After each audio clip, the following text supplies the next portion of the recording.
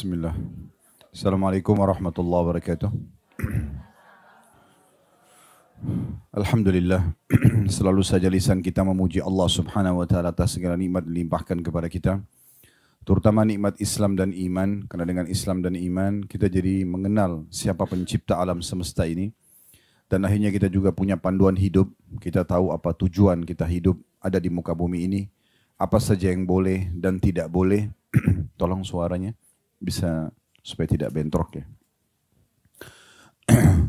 Dan juga akhirnya kita bisa terpandukan, punya panduan hidup. Kita tahu mana makanan, minuman, pakaian, pergaulan, pendapatan yang boleh dan tidak boleh. Dan itu akan membawa pada kebahagiaan tentunya di dunia ini. Dan juga akan membawa puncaknya nanti keyakinan tentang ada balasan yang abadi di surga sana, di akhirat sana. Dan itu Allah subhanahu wa ta'ala memerintahkan kita untuk menikmatinya dan bersyukur. Dan Allah jadikan kalimat syukur mudah sekali untuk diucapkan. Alhamdulillah. Maka jadilah orang yang selalu mengucapkan kalimat ini. Selanjutnya kita panjatkan salam hormat kita kepada utusan Allah Nabi besar Muhammad sallallahu alaihi wasallam, sebagaimana Allah telah mengucapkan salam hormat kepadanya, dan tentu berharap agar Allah memberikan balasan yang sudah dijanjikan, yaitu satu kali ucapan salam hormat kepada manusia terbaik ini akan dibalas dengan 10 rahmat, dan rahmat Allah meliputi segala sesuatunya.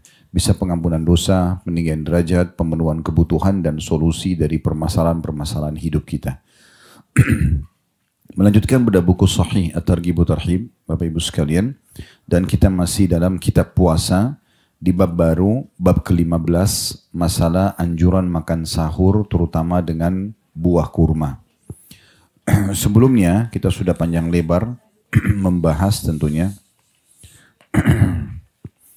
bab ke-13, masalah ancaman bagi wanita yang berpuasa sunnah sementara suaminya hadir tanpa izin, dan juga bab ke-14, ancaman bagi musafir yang berpuasa, ancaman bagi musafir yang berpuasa apabila sulit baginya, dan anjuran untuk berbuka bila dia tidak mampu berpuasa dalam perjalanan tersebut. Ini sudah panjang lebar kita jelaskan pada Jumat yang lalu.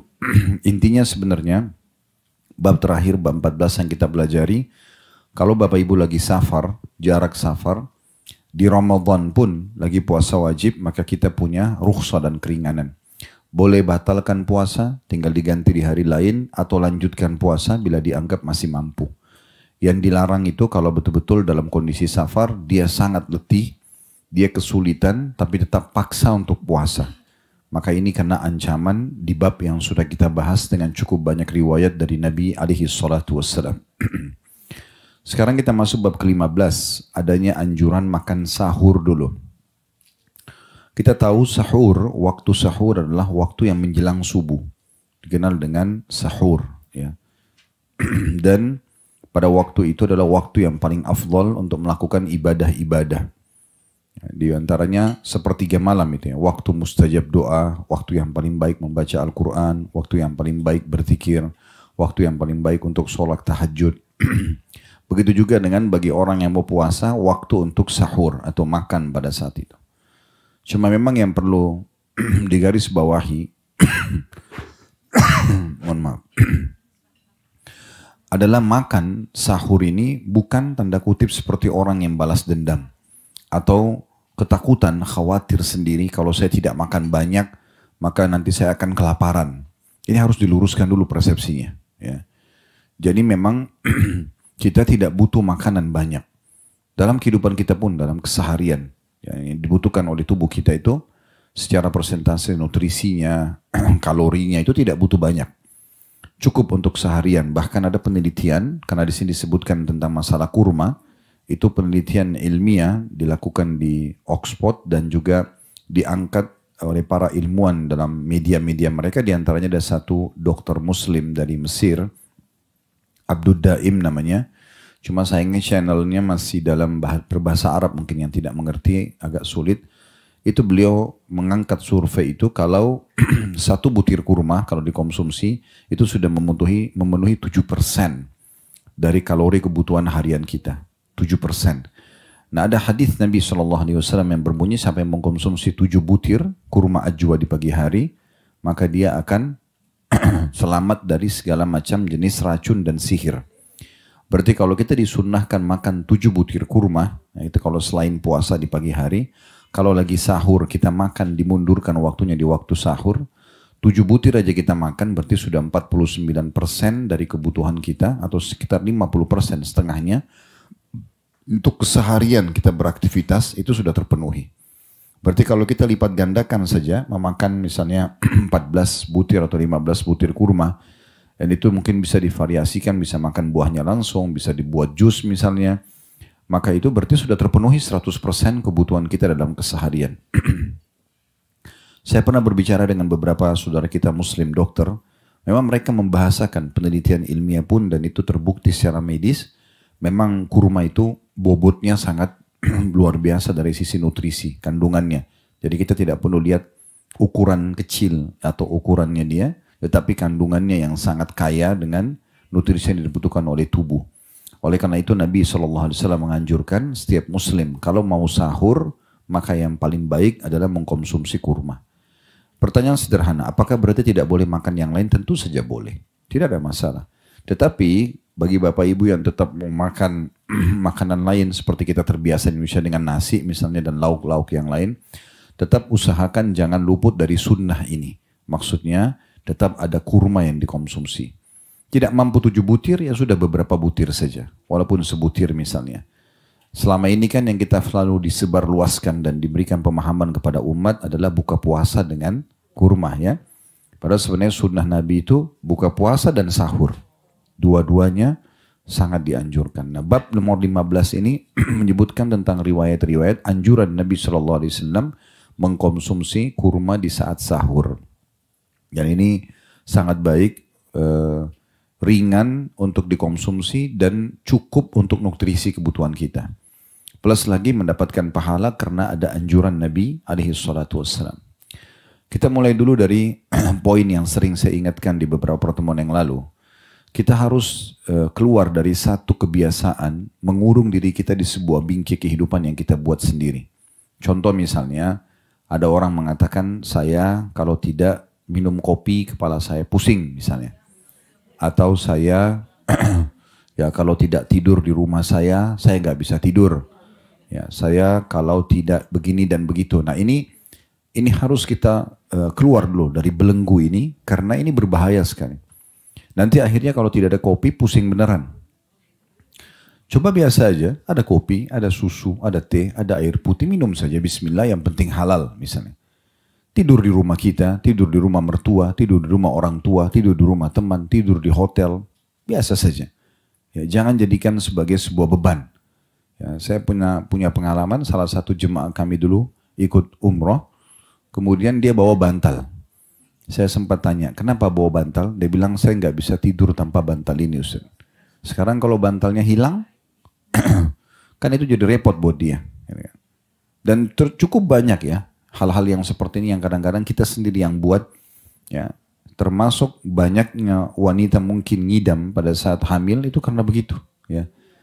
Dia terbiasa dengar waktu masih gadis dulu, ada teman-teman ibunya bilang kalau saya lagi ngidam, hamil, saya tidak mau lihat suami saya nggak mau lihat cahaya, saya nggak mau lihat ini dan itu. Akhirnya tertanam di benak dia dan dijadikan sebagai salah satu program hidupnya tanpa dia sadari.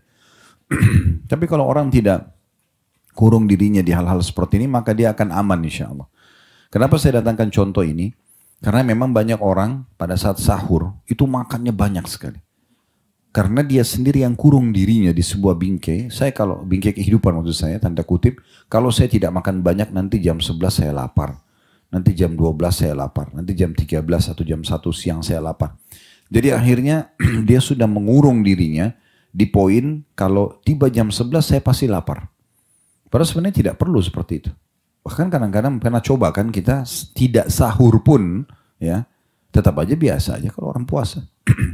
Alhamdulillah di masa kita sekarang ini sudah ada banyak program-program diet ya dan arahnya ke puasa. Ya. Jadi makin sedikit makan maka makin bagus. Coba alhamdulillah di masa-masa kita sekarang cukup banyak program diet dengan berpuasa, ya apapun istilahnya.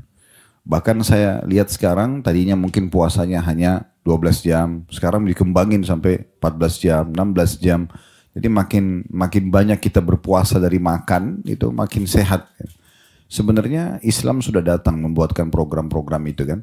Selain memang dia ibadah, puasa sunnah Senin Kamis, puasa Iyamul Bid 3 hari setiap bulan, itu sudah banyak yang kita bahas pada pertemuan yang lalu. Bahkan ada puasa hari Rabu, puasa hari Sabtu dan Ahad, ada hukum-hukum tertentu yang sudah kita bahas juga. Selain daripada itu kita juga ada program setahun sekali, yaitu puasa Ramadan. Nah cuma memang kita dianjurkan untuk menjalankan sunnah Nabi SAW, dan sahur ini hukumnya sunnah. Artinya sahur dapat pahala, tidak sahur tidak berdosa. Ya.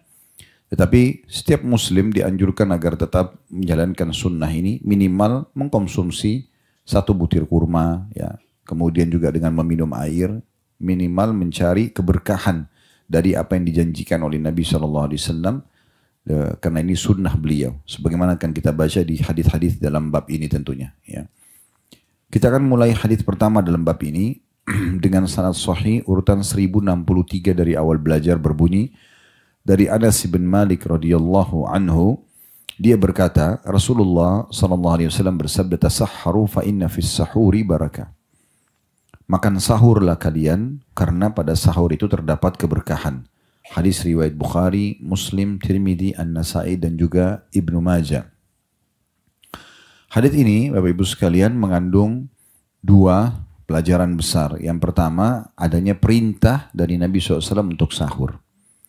Dari potongan sabda beliau, tasahharu, sahurlah kalian. Di sini Nabi SAW menggunakan fi'lul amr atau kata perintah. Artinya sangat ditekankan agar setiap muslim untuk sahur. Ya, kemudian yang kedua adalah fa inna fis sahuri barakah, karena dalam sahur itu ada berkah. Makna berkah kecukupan. Makna berkah kecukupan. Sebagaimana sabda Nabi SAW dalam hadis yang lain, makanan yang diletakkan untuk 2 orang akan cukup atau berkah untuk 3 orang.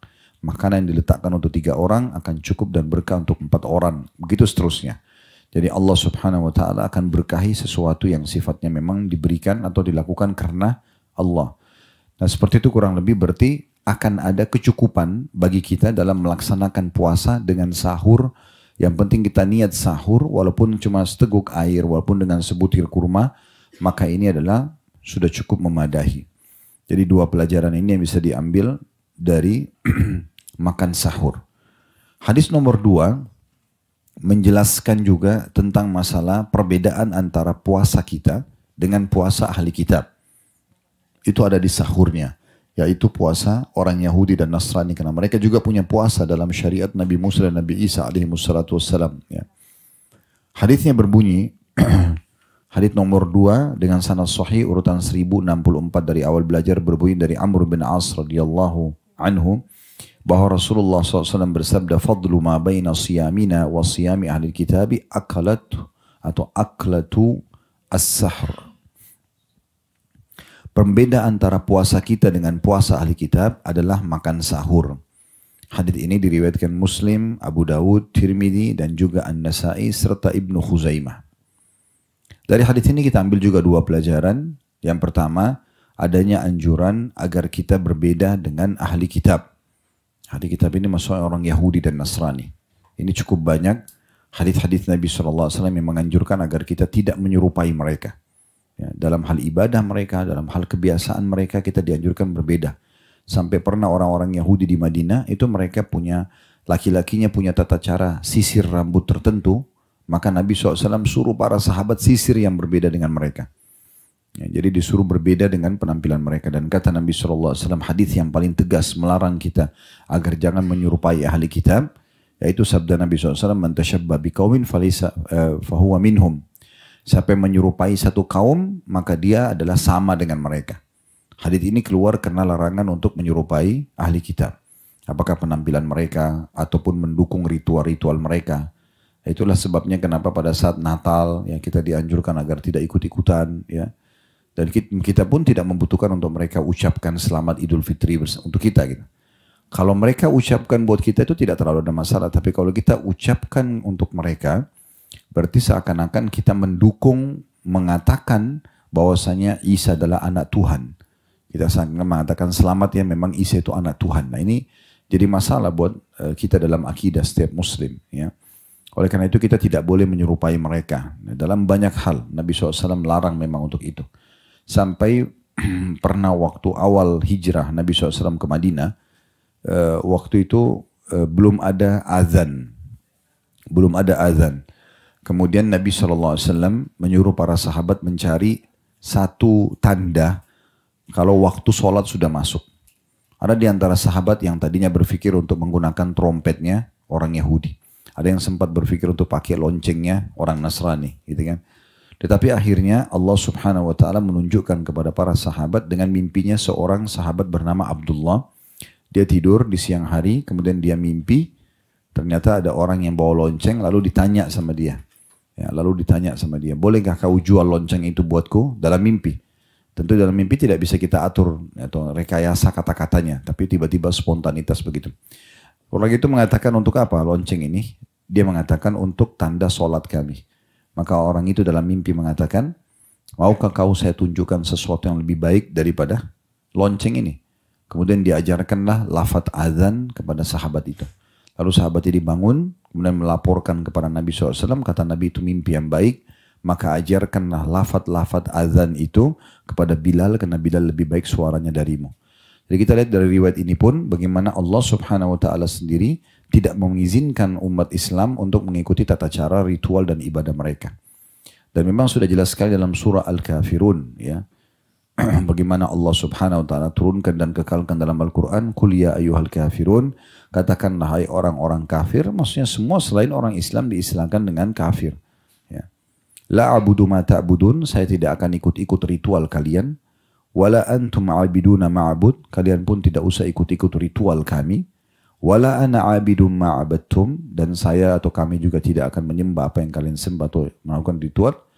Itu 2 kali diulangnya. Wala ana a'abidum ma'abadtum, wala antum a'abiduna ma'abud. Ya.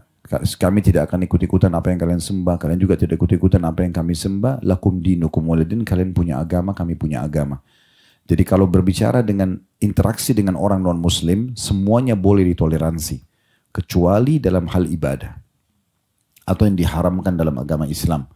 Kalau kita punya orang tua non-muslim, tetap kita bakti sama mereka. Kita punya kerabat, saudara, paman, tante, sepupu non-muslim, tetap kita silaturahim. Jenguk mereka kalau sakit, bantu mereka kalau susah. Semuanya boleh kita lakukan. Apapun itu sifatnya. Diundang juga kita datang. Nabi SAW pernah diundang oleh pendeta Yahudi. Sebagai tamu beliau datang. Bahkan makan di rumah orang Yahudi itu. Gitu ya. Tetapi kalau sudah bicara masalah ritual, ibadah, maka tidak boleh. Di sini konsepnya adalah lakum dinukum waliyadin. Kalian punya agama, kami punya agama. Nah, ini poin dasar yang harus kita fahami. Makanya di sini perbedaan kita pun terjadi pada saat sedang ibadah. Di sini diantaranya puasa. Kemudian pelajaran yang kedua adalah adanya anjuran dan penekanan untuk sahur karena ahli kitab pada saat mereka sedang puasa tidak sahur. Jadi supaya kita bertolak belakang dengan mereka. Ya, kita berbeda dengan mereka. Maka ini yang bisa diambil 2 pelajaran dari hadis nomor 2. Hadis nomor 3 dengan sanad hasan di ghairihi menjadi kuat dan hasan karena dikuatkan dengan riwayat-riwayat lain. Ini urutan 1065 dari awal belajar berbunyi dari Salman Al-Farisi radhiyallahu anhu. Beliau berkata bahwasanya Rasulullah sallallahu alaihi wasallam bersabda al-barakatu fi thalatha fil jama'ati wath-tharidi was-sahur. Ketahuilah kata Nabi SAW keberkahan itu puncaknya akan selalu mencukupi, akan selalu terasa ya nyaman di 3 hal. Yang pertama adalah selalu berjamaah, selalu bersama-sama, bentuk komunitas yang baik. Jadi kayak pengajian beda kalau kita belajar sendiri dengan kita belajar rame-rame seperti ini. Kita sholat sendiri dengan kita sholat berjamaah. Kita puasa sendiri dengan puasa rame-rame. Itu beda. Ya, maka keberkahan akan didapatkan dengan berjamaah. Kemudian yang kedua adalah keberkahan. Ini pelajaran kedua, langsung kita melihat hadis pelajaran pertama. Keberkahan itu Allah akan berikan puncaknya justru kalau dikerjakan secara bersama-sama. Termasuk makan ya. Termasuk makan itu akan lebih banyak berkahnya kalau makan sama-sama. Ya. Minum sama-sama. Itu semuanya bagian daripada sunnah Nabi SAW. Ya, bahkan Nabi SAW kadang-kadang kalau minum susu, beliau minum dituang di satu wadah.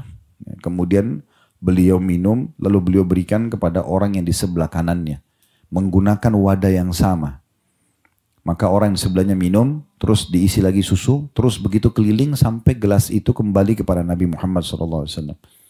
Untuk menjalin ukhuwah yang baik, persaudaraan yang baik di antara kaum muslimin. Mohon maaf. Kemudian yang kedua adalah ats-tsarid, keberkahan di tsarid. Tsarid ini lauk sebenarnya ya. Daging yang dibalut dengan adonan. Ya. Jadi daging kemudian dibungkus dengan adonan tepung. Ya, sebagian penjelasan juga menambahkan dengan adanya kuah. Ya. Ini makanan kesukaan Nabi SAW. Yang dimaksud dengan di sini keberkahan, maksudnya dia akan memenuhi kebutuhan seseorang pada saat konsumsi. Karena dagingnya sudah ada, ya, yang mau ada kandungan protein sudah kita tahu, kemudian karbonya bisa diambil dari tepungnya, adonan telurnya dan seterusnya ya, itu sudah cukup bagi seseorang. Nah tapi yang perlu kita garis bawahi memang ats-tsarid ini makanan kesukaan Nabi SAW. Roti gandum, kemudian ditaruh di atasnya potongan-potongan daging dan sedikit disiram dengan kuah. Maka itu Nabi SAW mengatakan, ya keberkahan ada padanya. Maksudnya kecukupan.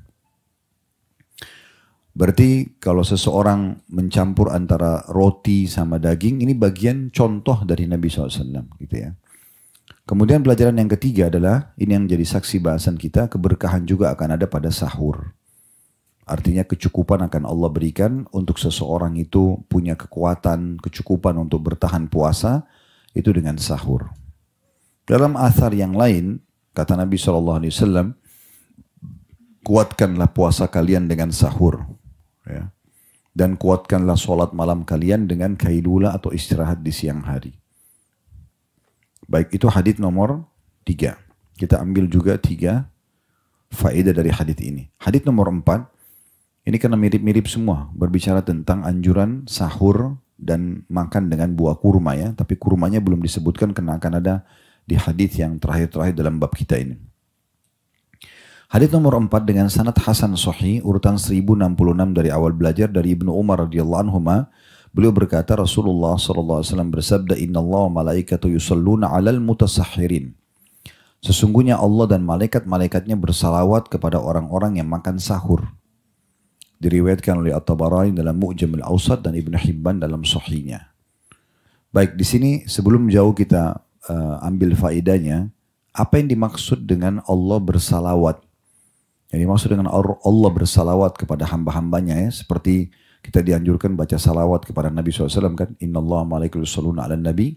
Hai, sesungguhnya Allah malaikat yang memberikan salam kepada Nabi. Hai orang beriman, ya alladzina amanu sallu alaihi wasallimu taslima.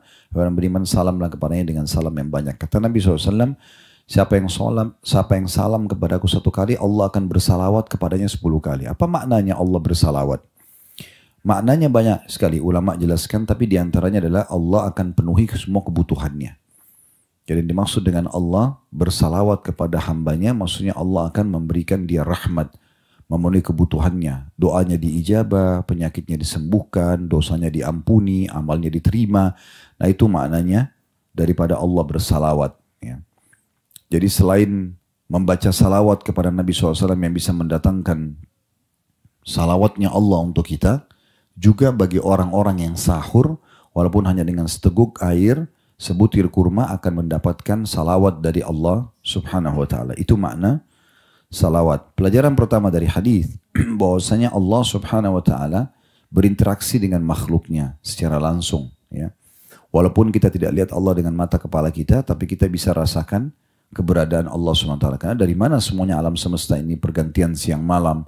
Bahkan diri kita sendiri pun, ya setiap helai bulu di badan kita, ya semua fungsi-fungsi anggota tubuh ini pasti ada yang mengaturnya dan ada yang menciptakannya. Dan kita sebagai seorang muslim sudah diringkaskan, Tuhanmu ada cuma satu esa dan dia bernama Allah. Ini loh kitabnya yang diturunkan, ini loh utusannya, nabi yang diutus, tinggal diikutin aja, ujungnya kamu akan dapat panduan hidup dan akhirnya meninggal masuk ke surga. Jadi dikasih satu kesimpulan yang sederhana, jadi nggak usah repot untuk mencari Tuhan lagi. Ya, karena potensi untuk mengenal Tuhan ini ada dalam diri kita ya. Cuma kalau orang tidak dipandu dengan agama yang benar dari Allah, Maka mereka tidak tahu harus menyembah siapa. Saya lihat cuplikan di YouTube, ada satu YouTuber dari Saudi. Dia karena penasarannya dapat informasi di India itu ada orang-orang yang menyembah tikus. Ya, tapi sayangnya channelnya masih dalam bahasa Arab juga. Cuman saya lihat sendiri cuplikan itu dan dia datang safar ke India khusus untuk memastikan berita ini. Dia shooting dan dia diizinkan dan pada saat mau masuk ke kuil tikus itu berbayar. Jadi masuk ke dalam jadi kayak kuil tempat ibadah gitu, penuh dengan tikus, kotor sekali. Ya, kita sudah tahu itu sumber penyakit sebenarnya. Tapi begitu keadaannya ya, karena ada potensi dalam diri setiap manusia itu sebenarnya mengenal Tuhannya. Tapi dia tidak tahu harus ke siapa dia sembah. Maka mereka datang, setiap tikus lewat, mereka mohon doa. Kemudian mereka punya keyakinan, kalau ada yang lihat tikus warna putih, maka itu lebih mustajab doanya. Jadi mereka nunggu tikus itu mundar-mandir. Jadi itu mereka bawa makanan buat tikus itu, mereka bawa susu, mereka macam-macam gitu ya. Dan itu berbayar masuknya. Dan kotor sekali. Ya. Ada juga orang sembah sapi. Ya. Ada orang sembah batu, ada orang sembah pohon, ada orang sembah dewa, ya, bintang, segala macam. Kenapa? Karena memang potensi tahu ada Tuhan itu ada. Cuma dia tidak punya panduan hidup. Nah beruntungnya kita sebagai seorang muslim langsung dikerucutkan. Kul huwallahu ahad, ikrarkan dengan lisanmu, renungi dengan fikiranmu, yakini dengan hatimu, Tuhan itu ada satu, esa. Allahus samad, Allah Tuhan kalian itu, yang segala sesuatu bergantung padanya. Lam yalid wa lam yulad, tidak beranak dan tidak diperanakkan. Tidak ada orang tuanya, tidak ada keturunannya. Memang begitu pencipta, beda dengan kita. Gitu kan? Karena kalau kita ada mengatakan ada orang tuanya, lalu siapa yang awal? Kalau kita bilang ada keturunannya, lalu siapa keturunannya Allah? Makanya Allah pangkas, tidak ada ke atas, tidak ada di bawah. Memang Allah itu esas. Walam yakul lahu kufuwan ahad, dan Allah tidak butuh pada siapapun. Beda dengan kita makhluk yang butuh. Maka kita dikerucutkan kepada satu Tuhan. Untuk membuktikan dia ada, diturunkanlah kitab Al-Quran. Ya, sebelumnya ada kitab Taurat, Injil. Semuanya menjelaskan tentang Tuhan Allah Subhanahu Wa Taala. Kemudian diutus juga dari kalangan kita manusia, utusannya. Kita masih bisa lihat sekarang Masjid Nabawi, kita bisa tahu syariat Nabi Muhammad SAW, kita bisa baca sejarah tentang beliau, berapa banyak orang yang beriman pada beliau. Ini semua menunjukkan bahwasanya memang ada Tuhan itu. Dan semua isi syariat Allah Subhanahu Wa Taala, agama Allah ini semuanya baik. Ya, disuruh baik, disuruh jujur, suruh amanah, tanggung jawab, bakti sama orang tua, jenguk orang sakit, bantu orang susah, semuanya baik-baik. Yang dilarang semuanya buruk. Bohong, menipu, membunuh, memukul, mengganggu, apa saja dilarang. Maka itu mengerucut kepada adanya Tuhan Allah Subhanahu Wa Taala. Beruntunglah kita sebagai seorang muslim, apalagi lahir dalam keluarga muslim, itu luar biasa. Mereka sudah dapat jalan pintas atau jalan tol, tinggal menjalankan syariat untuk masuk ke dalam surga Allah Subhanahu Wa Taala. Jadi ini pelajaran pertama dulu, bahwasanya Allah Subhanahu Wa Taala itu ada sang pencipta dan memang berinteraksi dengan makhluknya. Di antaranya kalau orang itu mengucapkan salawat, di antaranya kalau orang itu makan sahur di sini, dia akan mendapatkan salawat dari Allah Subhanahu Wa Taala. Pelajaran kedua, adanya iman kepada para malaikat. Dan di sini malaikatah, innallaha wa malaikatah, sesungguhnya Allah dan seluruh malaikatnya. Malaikat jamak daripada malak. Kalau satu malaikat, malak. Ya, kalau banyak, malaikah. Di sini disebutkan Allah dan seluruh malaikatnya. Malaikat ini jumlahnya jauh lebih banyak dari jumlah manusia, berlipat-lipat ganda. Sudah pernah kita jelaskan itu ya. Saya ingatkan kembali. Setiap manusia, setiap orang di antara kita itu didampingi oleh 3 malaikat. Satu malaikat pencatat amal baik, satu amal buruk, satu malaikat hafadhah namanya, penjaga. Yang biasa mengingatkan dan supaya kita jangan sampai terjerumus dalam sesuatu yang berbahaya. Kata sebagian ulama, malaikat ini hanya menyingkir saja kalau memang takdirnya Allah kita kena ujian tersebut. Kalau enggak, maka dia akan terus menjaga dan mengingatkan. Pernah enggak kita pas mau jatuh di lubang enggak jadi? Ya. Atau misalnya kita lagi tidur terkaget tengah malam, kemudian kita kayak ada bisikan mau sholat tahajud. Nah itu semua bisikan dari malaikat. Ada orang miskin, hati kita tersentuh ingin membantu, mendengar azan kita ingin sholat. Semua itu bisikan dari para malaikat. Ya. Sebagaimana sabda Nabi SAW, kalau seseorang terbangun tengah malam, maka pendampingnya dari malaikat akan mengatakan sholatlah. Kemudian pendampingnya dari syaitan atau qarin, istilah qarin itu syaitan yang mendampingi akan mengatakan tidurlah malam masih panjang. Ya. Tinggal orang biasa mengikuti bisikan yang mana. Nah, malaikat-malaikat ini banyak sekali jumlahnya, ya, banyak sekali. Yang paling kecil itu memiliki 2 sayap kanan dan 2 sayap kiri. Kemudian ada 3 sayap kanan, 3 sayap kiri, ada 4 sayap kanan, 4 sayap kiri. Ini Allah sebutkan dalam Al-Quran. Yang paling kecil, yang paling besar Jibril alaihissalam, pemimpin para malaikat, punya 600 ekor sayap. Yang kalau satu sayapnya dikebaskan bumi ini, maka akan hancur bumi ini. Dan Nabi SAW menggambarkan pada saat turun dari Jabal Nur atau Gua Hira, setelah menerima Iqra' bismi rabbikal ladzi khalaq,